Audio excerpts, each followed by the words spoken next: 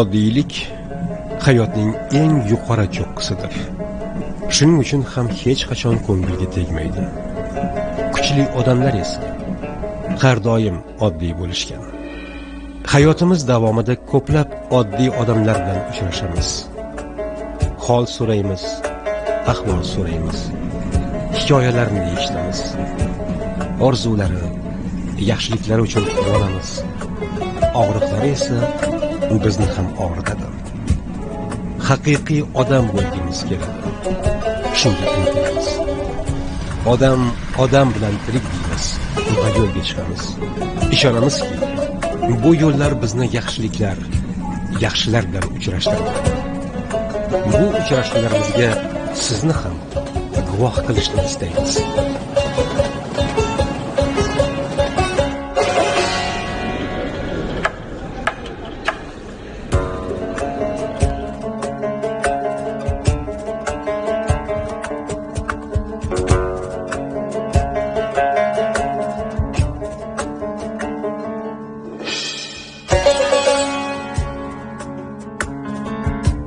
Toshpo'lat aka, 6-7 yoshlaringizdagi xotiralarni qanday eslaysiz? Bolaligimiz juda oddiy, samimiy, bir yaxshi bir muhitda o'tganda. Masalan, uyda albatta ota-onamiz yo'q, talabchan edilar.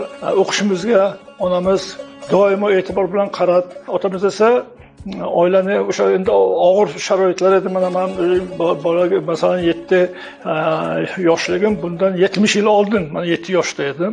Hali u vaqtda xonadonlarda televizor yo'q edi. Masalan, bizning mahallada birinchilardan bo'lib 59-yilda biz televizor olganmiz. O'sha yillari vodoprovod kelgan, ariq suvidan ichardik va yoz bo'ldimi albatta o'sha 3 oy ta'til davri ko'chada o'tardik. Kunduzi cho'milardik, kechqurunlari futbol o'ynardik. Bu voqealar qayerda bo'ladi? Tug'ilgan joyim Samarqand shahar So'zangaron mahallasi. Dadam rahmatli urushda qatnashib 41-43-yillarda qatnashganlar, keyin nogiron bo'lib qaytib kelganlar. Shu mahallada qarib 30 yildan ortiq shu mahalla raisi o'rinbosari bo'lib to'y ma'rakalarni dadamsiz o'tmasdi rahmatli. Shuning uchun men mehnatga, atrofdagilarga bir munosabatni men dadamdan ko'rganman. Keyin ishda ham shu ertadan kechgacha band bo'lib qolgan bo'sh vaqtlari, shanba, yakshanba kunlari bilan boshqa vaqtlar bo'ladi. Mahalla ishlari bilan o'rtada chiqmasdi. Odamlarga yordam ming teksin. Doim masalan dadam ham rahmat olaman aytadi. Mana eng oddiy mana ko'chada ketayapsan, oldingdan bir tosh chiqib qoldimi, toshni olib chetga tashlash ham bu savobli ish, amallariga kiradi. Yoki mana ariq yonimizda o'sha katta shahar arig'i o'tardi. O'shani tozalash, uni bulg'amaslik, bahorda albatta kavlash, bularning hammasi o'sha demak savob amallar qatoriga kiritilardi va buni biz o'sha vaqtda ulardan qabul qilib olardik. Qiziqishlaringiz nima bo'lgan bolalikda? Kim bo'lishni orzu qilardingiz? Juda ko'p kitob o'qirdim. Masalan, o'sha 6-7-sinfdan boshlab atrofdagi bizning mahallamizning yonida, mahallamizning o'zida maktabda kutubxonalar bor. Hamma deyarli kitoblarni men o'qib bo'lgan edim o'sha yerda, o'shanda. Va shu ijtimoiy fan o'qituvchilarimiz juda bir kuchli o'qituvchilar edi. Ijtimoiy fanlarga mana o'sha vaqtda jamiyatshunoslik o'tardi, tarix ishyoqim baland bo'lib qoldi. Va albatta maktabni bitirsam, tarix fakultetiga kiraman, shu yo'nalishda boraman deb o'zimga maqsad qilib qo'ygan edim va o'sha maktabni kumush bilan medal bilan bitirgandan keyin bitta imtihon bilan tarix fakultetiga kirdim va tarix fakultetini imtiyozli diplom bilan bitirdim. Bitirib keyin o'sha tarix fakultetida ishni boshlab deyarli 25 yil tarix fakultetida ishladim, o'qituvchilik qildim va dars berdim tarixdan. Oliy dargohda o'qituvchi bo'lganingizdan keyin keksa ota-onaning munosabatlari qanday bo'lgan? Juda munosabatlari yaxshi edi, faxrlanishardi. Uyga juda ko'p do'stlarim kelardi, o'qituvchilarimiz kelardi. O'shalar bilan dadam juda yaxshi munosabatda, muloqotda bo'lardilar. Onam, dadam ham xursand bo'lib, mana nasib bo'lsa, aspiranturani bitirib universitetda ishga qolib, endi nafaqat talabalarga, balki o'qituvchilarga ham dars berasan, o'qituvchilar tayyorlaydigan darajadagi saviyaga erishding. Bu juda yuqori saviya. Endi mana shu ishonchimni oqlashni davom ettir degan gaplarni aytganlari menga ruh bag'ishlardi. Haqiqatan undan keyin o'sha ishlab yurgan paytlarimda nafaqat universitetda, balki o'qituvchilarning malakasini oshirish institutida ham dars berganman-da. O'zimdan katta o'qituvchilarga dars berganman. Bu albatta ota-onalarga faxr tuyg'usini uyg'otadi. Ular qilgan ishlaridan balaga sarflagan o'g'illariga, farzandlariga sarflagan mehnatlarining oqibatini ko'rib, xursand bo'lishadi, umrlariga umr qo'shiladi. Hozir biz endi aytyapmiz, u vaqtda bu so'zlar ishlatilmasdi, lekin bolaga kiritilgan investitsiya eng foydali, eng kerakli investitsiya ekanligini o'sha vaqtda ular yaxshi onglari bilan his qiladilar.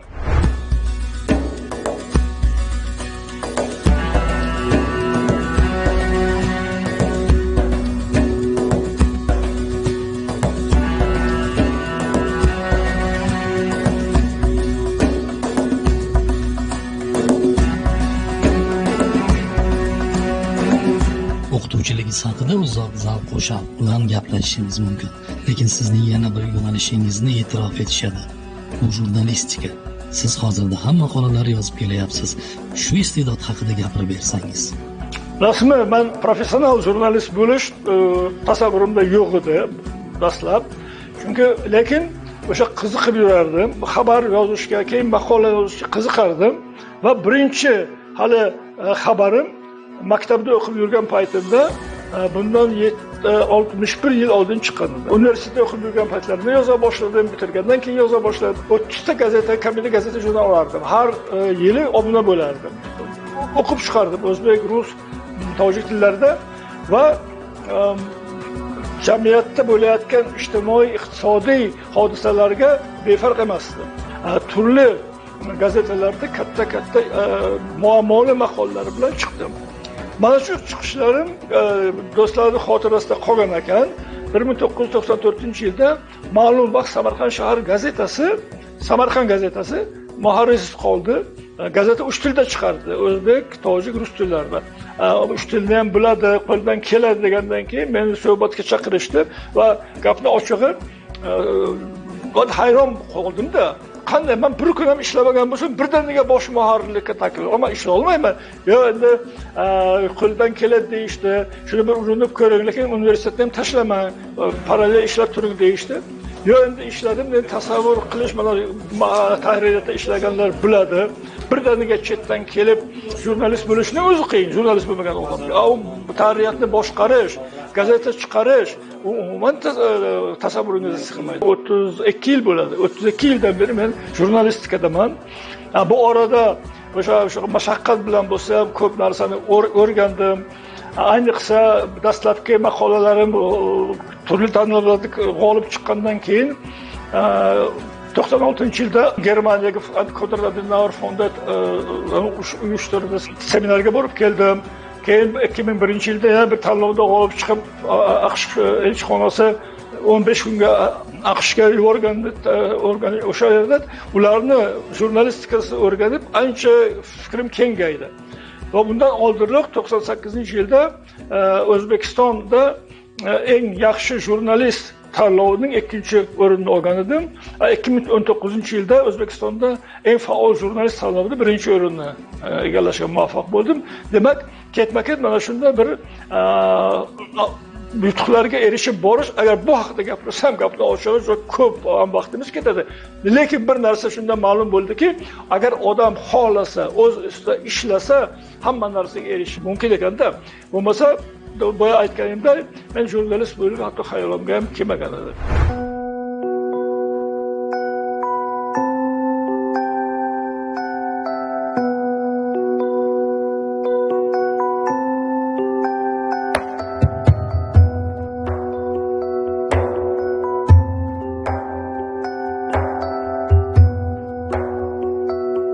Maqola yozish qanday zavq beradi sizga?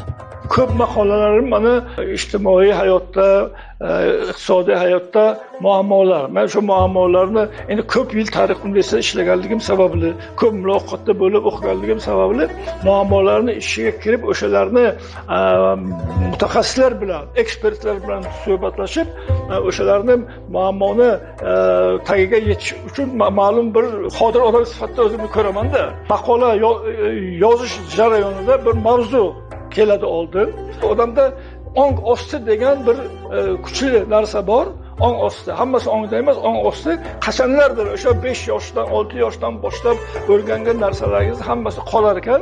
O'sha kerakli paytda agar ishlatsangiz, o'sha o'zingizda kelar ekan shu narsa, reja bo'yicha o'zi ketadi va oxirida maqola tayyor bo'lgandan keyin hayron qolasiz, xursand bo'lib, mana oxiri shu narsa chiqdi.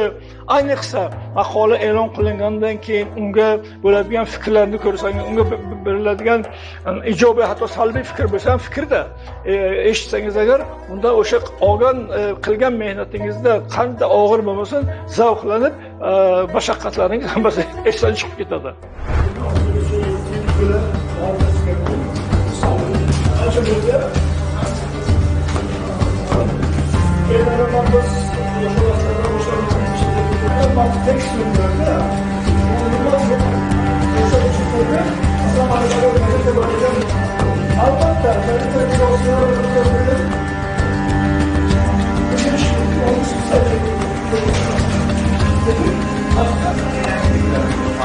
O'qituvchilik va jurnalistika bir-birini qanday to'ldira oldi hayotingizda? Jurnalistika bahonasida ko'pgina mamlakatlarda bo'ldim. Germaniyadan bo'ldim. Bir sohada ishlab, jurnalistikada kelganlar o'sha sohasini chuqurroq o'rganadi, biladi, chuqurroq o'zlashtiradi, chuqurroq o'sha sohada, demak, jurnalistik faoliyatni olib boradi. Masalan, jurnalist, yo quruvchi, me'mor bo'lgan jurnalist bor, boshqalar bor. Lekin men tarixda juda ko'p sirqirra yo'nalishlarda borganman, qiziqqanman, o'qiganman.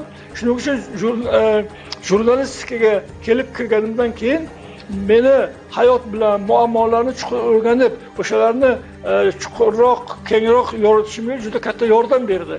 Agar men masalan o'qituvchi bo'lmasdan birdaniga jurnalistga kelganda, ishonchim komilki, mana 30 emas, 50 yil ishlaganimdan bunday muvaffaqiyatga erisha olmadim.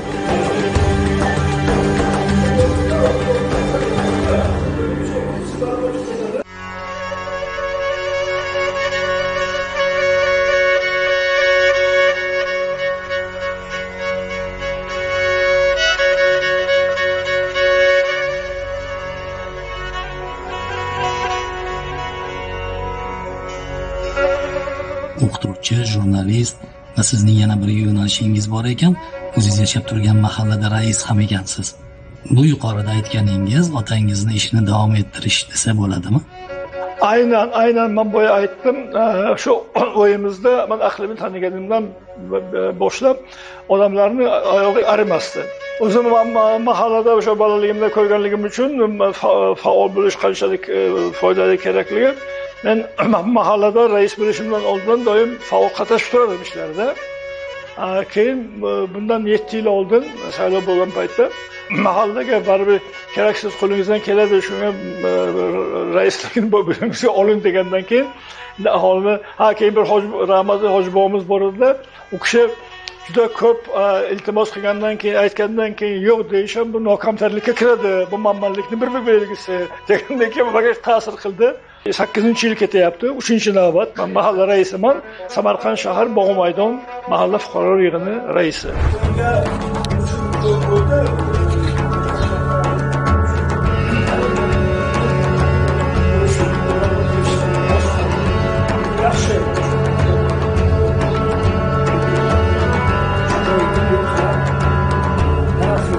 Mahalla raisi uchun muhimi xalqning ishonchi.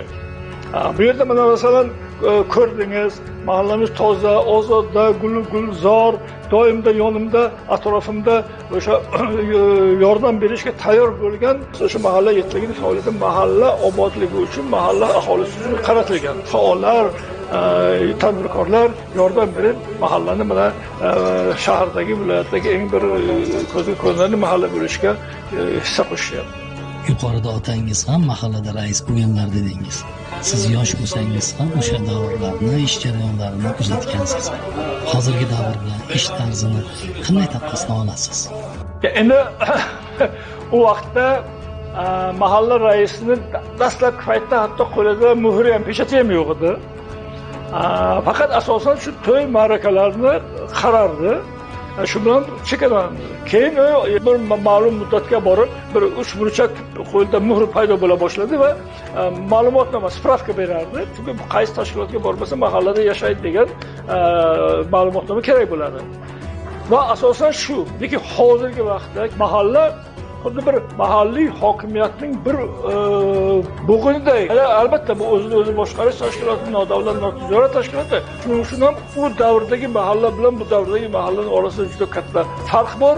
Masalan, o'sha mahallaning aholisi ish bilan band qilish, kambag'allikdan chiqarish, huquqbuzarlikdan oldini olish, jinoyatchilikdan xoli mahalla bo'lishi buga asosiy katta e'tibor berilyapti. Obodonlashchilik ish ko'payib ketdi. Lekin mana shunga yarasha mahalla yettiligi tashkil etildi. Bu ham bir boshqaruv bo'lib qoldi. Boshqaruv tizimi o'ziga xos. Albatta mahalla raisining mas'uliyati juda katta hozirgi vaqtda, ish hajmi ham ko'paygan. Lekin eng asosiysi men yuqorida aytdim, bu o'sha xalqning ishonchi. O'sha xalq qo'llab-quvvatlashi uchun o'sha xalqqa munosib javob berish kerak, ishlash kerak, ular shuni ko'rish kerak. Har qanday soxtalikni, har qanday falshni odamlar ko'radi hozir. Hech kim sezmaydi, ochiq o'yin aytadi. Bu mahalla raisi bo'lmaydi. Shuning uchun o'shalarni oqlash uchun bor kuch-g'ayratimni ayamayman. Hali o'zimda Xudoga shukr, mana kuch, quvvat, g'ayrat yetarli deb o'ylayman. Hozir nechaga kirdingiz? 77. Siz yoshingizdagilar halovat istab uyda ko'proq vaqt o'tkazishadi. Judayam serg'ayratsiz. Nima sizga kuch beradi? Rasmi sog'lom turmush tarzi degan gap bor. Sog'lom turmush tarzi o'sha vaqtida uxlash, vaqtida turish, vaqtida ishlash, vaqtida dam olish va ovqatlanish. Aytganday viloyat miqyosida sog'lom turmush tarzi bo'yicha oilalar o'rtasida o'tkazilgan tanlovda bizni oilamiz, kampirimiz bilan, umr yo'ldoshimiz bilan birinchi o'rinni egalladik o'tgan yili. Yana bir narsa, muhim narsa o'sha fikr tozaligi. Faqat yaxshi niyat bilan, yaxshi ishlar bilan yursa agar odam charchag'ini ham bilmaydi, odam erinmaydi va mana shu narsa hayotni yanada uzaytirishini men o'zim misolimni ham ko'ryapman-da. Shu faol bo'lishga harakat qilaman. Chunki o'tirib qolasiz. Harakatsizlik yana harakatsizlikni kuchaytiradi. Masalan, rohatlanish degan ayrimlar, oyog'ini cho'zib, choy ichib rohatlanib o'tirsang bo'lmaydi. Yo'q, u rohat emas. U ertaga tez o'limga olib keladi. Aksincha, mana shu harakat, faollik va she'r yodlash uchun aytishadi-ku, she'r yodlang, chet tillarni o'rganing, shaxmat o'ynang, boshqa ishlar bilan shug'ullaning. Doimo ham Alzheimer kasalligi bo'lmaydi, boshqa kasalliklar bo'lmaydi, ham umringiz uzun bo'ladi. Shularni hammasini bilgan holda, anglagan holda men o'sha faol hayot tarzini saqlab qolishga harakat qilaman. O'sha yoshlarga ham, bolalarga ham aytaman. Baxt nima degan Toshpo'lat aka? Sizning baxtingiz nimada? Baxt bu o'sha oilaning mavjudligi, mustahkam qo'rg'on ekanligi, sog'lig'imning yaxshiligi, meni yana boshqalarga foydam tegishi uchun intilayotganligim men uchun katta baxt. Chunki ochiq odamlar mahalla orqali mahallaga kelibmi, yo jurnalistik faoliyatim orqasida biron bir muammosi hal bo'lsa, o'sha vaqtda men o'zimni baxtli hisoblayman. Demak, mana shu ikki ustun menga uchinchi yo'nalish bo'yicha, demak faoliyatim bo'yicha meni qoniqtirib baxtli bo'lishimga imkon yaratadi.